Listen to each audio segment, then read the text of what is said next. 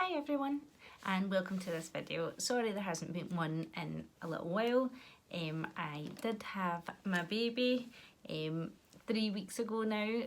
This is the first chance I've kind of had to sit and reflect and make this video. So this video is going to be my birth story and what happened before labour and after.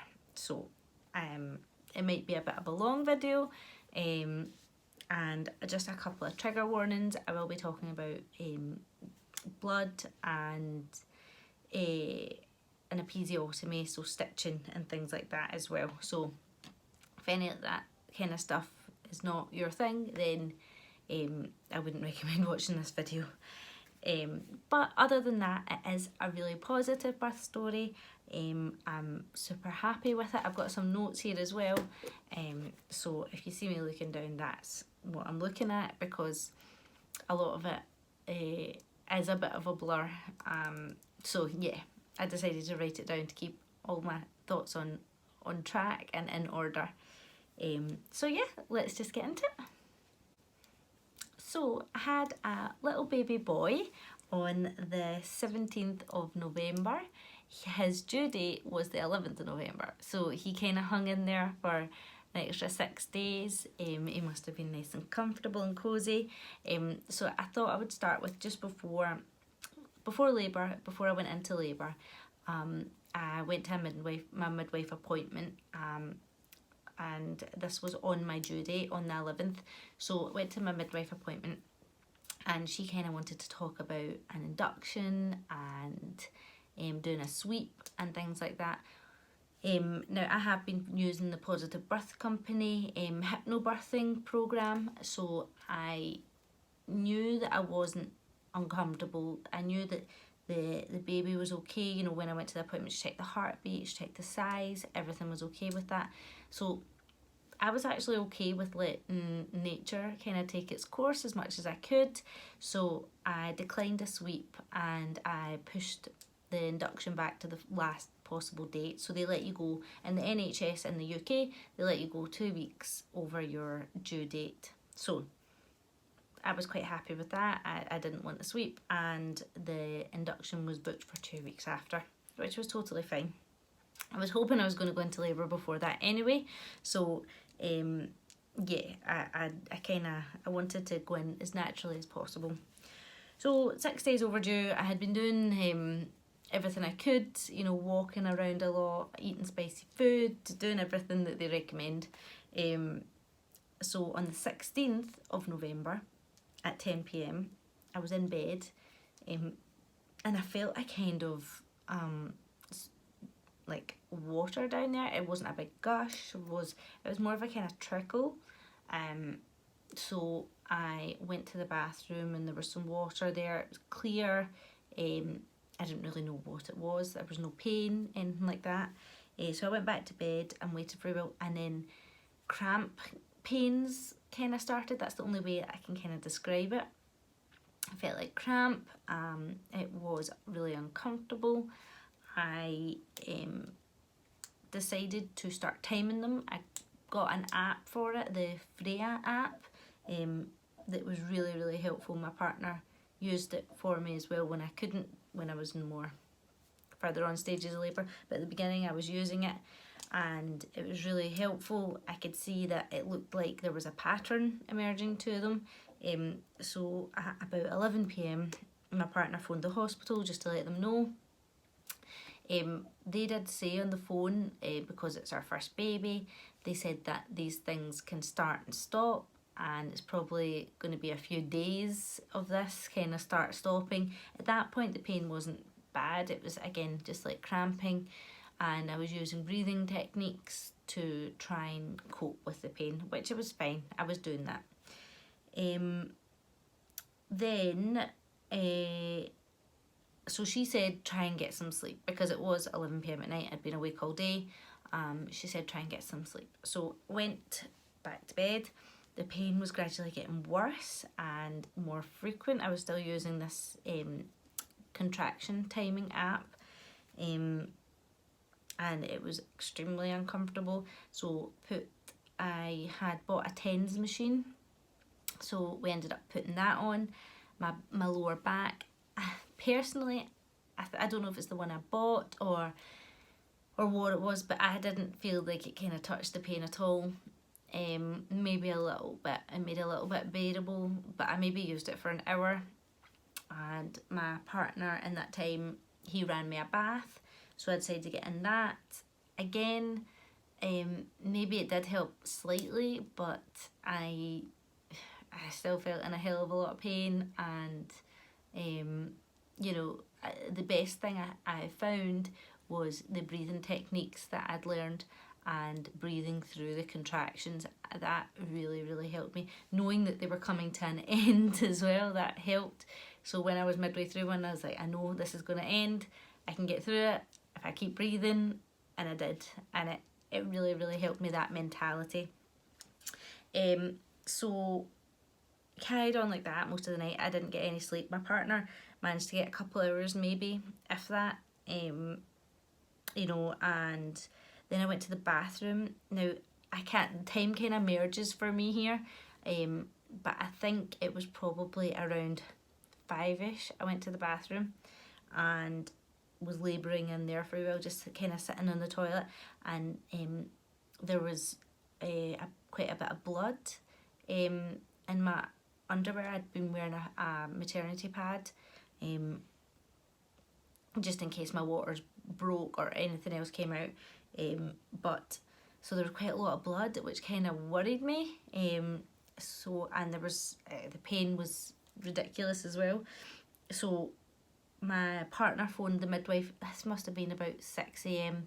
ish that we phoned the midwife in the hospital, the early assessment unit, and they then said, come on in. And I was feeling a lot of pressure down there as well. So they said, you know, they said to my partner, if at any point she feels like she needs to push, then stop the car and phone an ambulance. So at that point, kind of something changed in his mind, and he got extremely panicky and was rushing about like a headless chicken. And I was still standing in the bathroom labouring. You know, if you were a fly on the wall, it might have been quite comical at that point, because he was running about trying to find me clothes to put on. And I mean, I could not have cared less what I was wearing to the hospital. You know, before, when I was thinking about how I was going to labour, it was going to be really nice. I was going to be bouncing on my ball. I was going to be listening to nice music. You know, we'd already created a playlist for the occasion. You know, all of that was out the window completely. Time flew by, which was really good.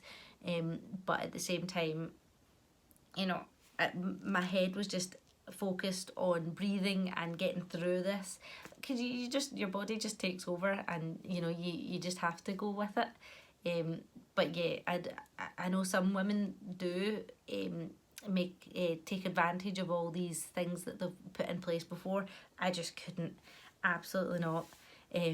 So once he'd ran around like crazy, got me ready, got some shoes on me, and got to the hospital, got me. So we stay in a top floor tenement flat, and trying to get me downstairs to the car took about 20 minutes. Our neighbours ended up coming out from downstairs and helping, you know, carry bags and stuff out to the car, which was really nice of them. I don't remember really seeing them, but they definitely saw us. So getting to the car was super uncomfortable, the car ride. Now, it was only a 20-minute car journey at 7 a.m. in the morning. It was agony, and it was uncomfortable sitting down. I was kind of sitting on my side, the seatbelt on. It was horrendous. Although another good thing is time flew by. It didn't feel like 20 minutes. I just concentrated on my breathing. I was just in the zone. And we got to the hospital. When we got there, the midwives came out and got me, and they tried to get me to sit in a wheelchair. I mean, I sat on my side, I think. I was lying half on my side. It was agony. But they got me inside, and they were trying to examine me to see how far gone I was.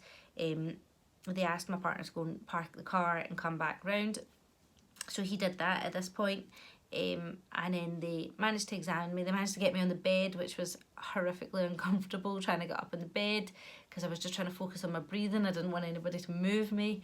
But I got up in the bed and they examined me. And so this was about 7 a.m. We got to the hospital. My labour started about 10 p.m. the night before, and I was 7 centimetres dilated, which I could not believe that I'd got that far just staying at home. It still baffles me how I managed to get there, but I did, and you know, my pain threshold is not high, so I managed to do it. If I can do it, anybody can do it, trust me. But yeah, so I was extremely pleased with myself at that point. That gave me a real oxytocin boost. You know, I was still in extreme pain and the contractions were coming thick and fast, but I was really, really positive at that point that my baby was going to be there really soon. So yeah, they took me around to the labour suite straight away, and we got our own room, and it was really nice. And they were asking me about pain relief, and I was saying just give me everything. But then at that point, they gave me the gas and air to start using. As soon as I started using that was a game changer. Gas and air is fantastic. I cannot rate it highly enough.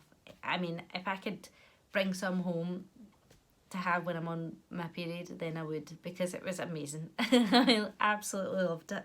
So as soon as they gave me the gas and air, I thought, no, it's okay. I don't want an epidural just now. I don't want anything like that. I think I can get through this. So yeah, that was the start. That was when I got to the hospital. So now that I've got to the hospital, I'm in a room by myself in the labour suite. You know, I couldn't even have told you how I got to the room or anything. I don't remember much of it at all, but my partner was there. I had a fantastic midwife, and there was a student midwife as well in, and she was just amazing. I vaguely remember getting introduced to them before, but couldn't have told you their names or anything until afterwards. But yeah, they were really, really good throughout. They talked me through everything that they were doing. They were just super lovely. You know, they kind of like kept their distance, but also were there for any issues, and you know, checking the baby all the time, making sure the baby's heartbeat was going well. They'd obviously read my birth plan as well, which was extremely reassuring. So they knew what my preferences were and what I thought I wanted from my birth, which was really, really nice. They were concerned at one point with the baby's heartbeat during contractions, and they wanted to actually put a internal heartbeat monitor on the baby. But I did ask them, I said, you know, is the external one not working? You know, can you not get the baby's heartbeat? And they said, yeah, they could. So I politely declined the internal one, and I said, let's just stick to the external one at this point. So I kept labouring, and at one point my waters broke, I think, in the hospital, because they don't think they had broken beforehand. So they must have broken at one point when I was lying in the bed. Again, there was no big gush. There was nothing discernible that I could tell you. Yeah, that was the time my waters broke. So, yeah, it wasn't like the movies or anything at that point. So I carried on with the gas and air. It was fantastic. It was getting on. So 7 a.m. I went in. And then by 10 a.m. they wanted me to start pushing. So at that point I was ready. I could feel the change. I could feel my body wanting to push down. It just kind of took over. So that's what I did. I just went with my body and listened to the nurses and the midwives, and they helped me. They kind of coached me. I know a lot of people don't want help, but because this is my first baby, you know, I wanted to listen to the experience, so they helped me with how to push and, you know, different positions to push in. So I did all them, and I could feel the baby coming down. It was the strangest thing in the world. At that point, it's not it's not so much sore. I can't even describe the feeling. I mean, it is painful, but it's not like your body just takes over and you just kind of get on with it. It's the strangest feeling.